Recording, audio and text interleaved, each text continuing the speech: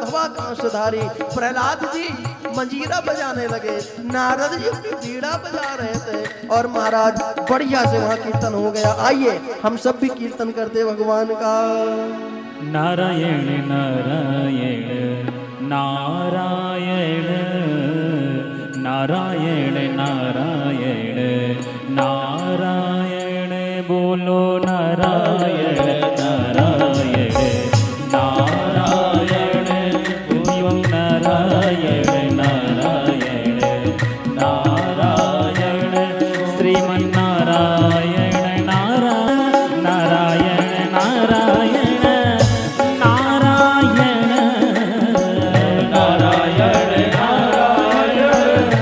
नारायण बोलो नारायण नारायण नारायण बोलो नारायण नारायण नारायण श्रीमन्नारायण नारायण नारायण बोलो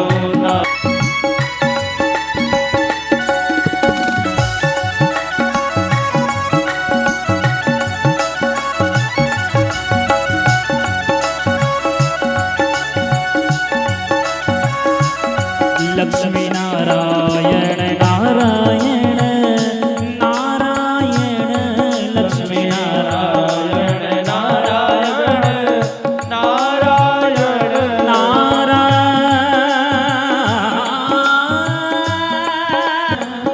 नारायण नारायण नारायण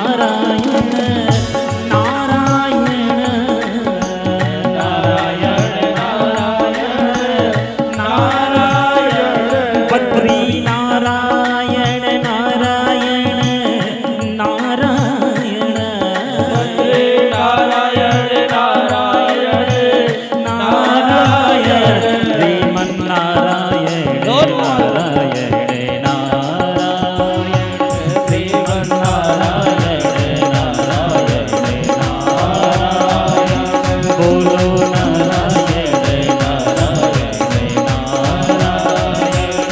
बोलो नारायण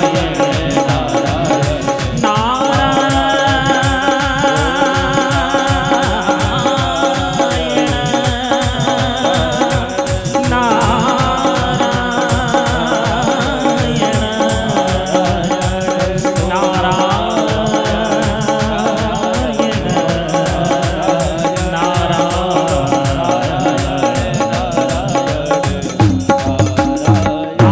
बोले भक्ति महारानी की जय हो।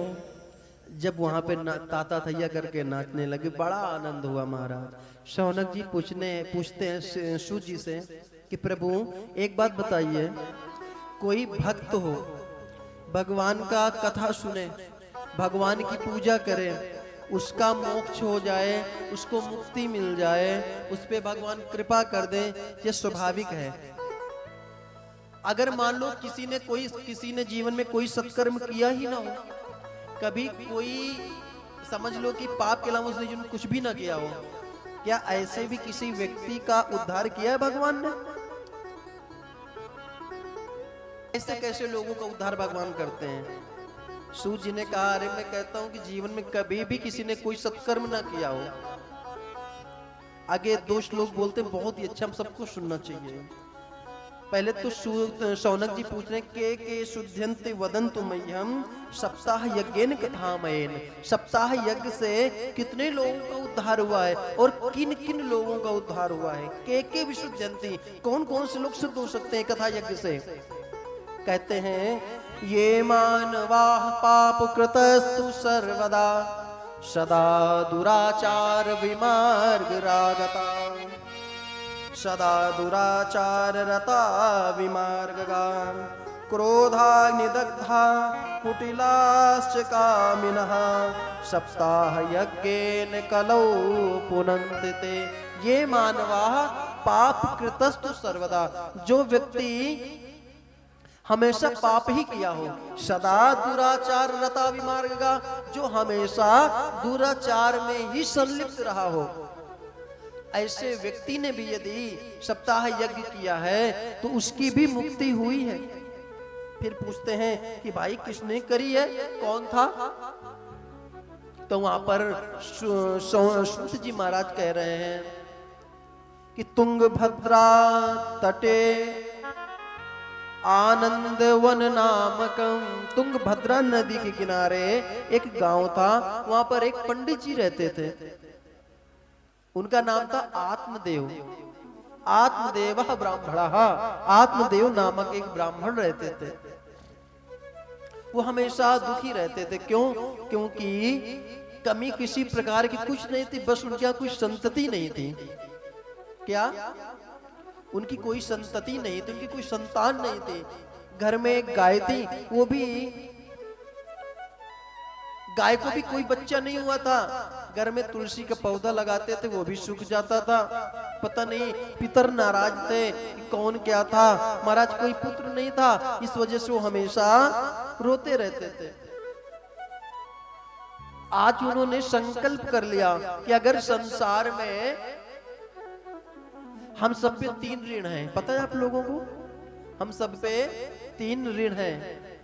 एक देव ऋण, दूसरा ऋषि ऋण और तीसरा पितृ ऋण। ऋषि ऋण से तब हम ऋण होते हैं जब हम अध्ययन करने के बाद धर्म कर्म करते हैं, तब हम ऋषि ऋण से ऋण होते हैं। और पितृ ऋण से ऋण तब होते हैं जब हम सत्कर्म करते करते ऐसे पितरों के निमित्त आयोजन करते हैं, तब हम पितृ ऋण से ऋण होते हैं। और देव ऋण यह है जब हम अपने जीवन में कोई धर्म कर्म करते हैं, धार्मिक धर्मशाला, पहले के लोग कुएं आदि बनवाते थे, ऐसा कोई यज्ञ, कोई ऐसा दान करते हैं, गरीब कन्याओं का विवाह, ऐसा कोई दैविक कार्य करते हैं, तब हम देव ऋण से ऋण होते हैं। तो इन 3 प्रकार से ऋण से हैं सब पे, और इन ऋणों से सबको ऋण होना पड़ता है।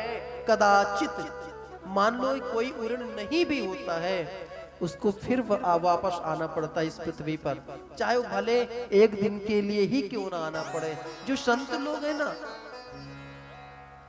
जो कहते हैं कि सन्यासी हैं और जिन्होंने शादी नहीं करी है, वो पितृ ऋण से ऋण नहीं हुए हैं, उनको आना ही पड़ेगा, चाहे वो एक दिन के लिए आना पड़ेगा।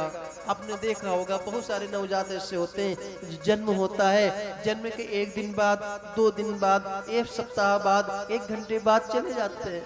अब प्रश्न ये उठता है, जब जाना ही होता है तो इतनी वेदना क्यों देते हैं माँ को, और इतना जन्म ही क्यों देते हैं? वो ऋण जब तक हम नहीं हो सबको, कोई संतान नहीं थी, रो रहे थे, बोले मैं आत्महत्या करूंगा, लेकिन ब्राह्मण हूं, आत्महत्या करूंगा तो हमारी गति नहीं होगी, फिर क्या करूं? संतों की शरण में चलो।